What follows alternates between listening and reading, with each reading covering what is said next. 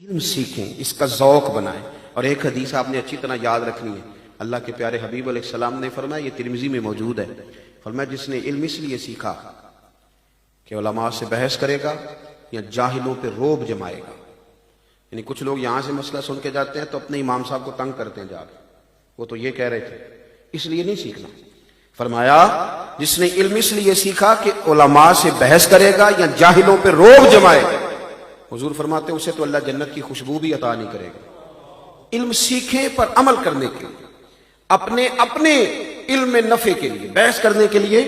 امام ابو مالک رحمۃ اللہ علیہ کا ایک شاگرد نا کبھی 15 دن کے بعد آتا، کبھی مہینے کے بعد، کبھی 6 مہینے کے بعد، اور بڑا نرالا اور انوکھا تھا۔ بڑے بڑے قسموں کے شاگرد ملتے ہیں، عقیدت مند بھی بڑے بڑے انوکھے ملتے ہیں، اللہ تعالیٰ سب کو بہتر صلہ عطا کرے۔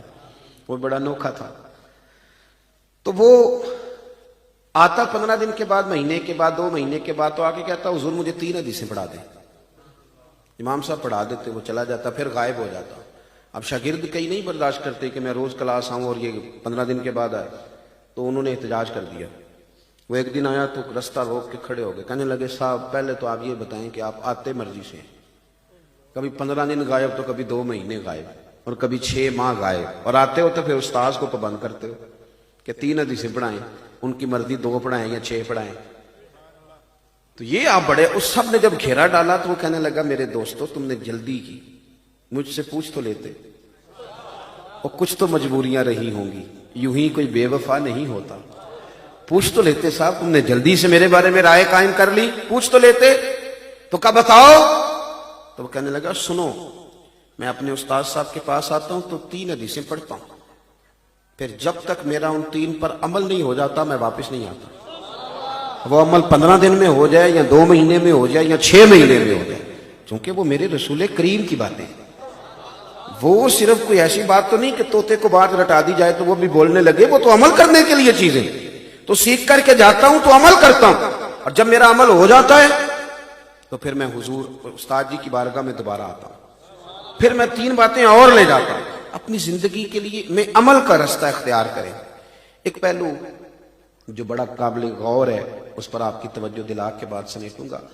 علم کی بات جب بھی سیکھیں اور جب بھی سکھائیں تو اس کے جہاں بھی آپ کو قرآن مجید میں علم ملے گا نا، ساتھ حکمت کے لفظ بھی ملے گا۔ یعلمکم الکتاب والحکمہ ادعو الی سبیل ربک بالحکمہ۔ دانائی اور حکمت یہ خوبصورتی ہے۔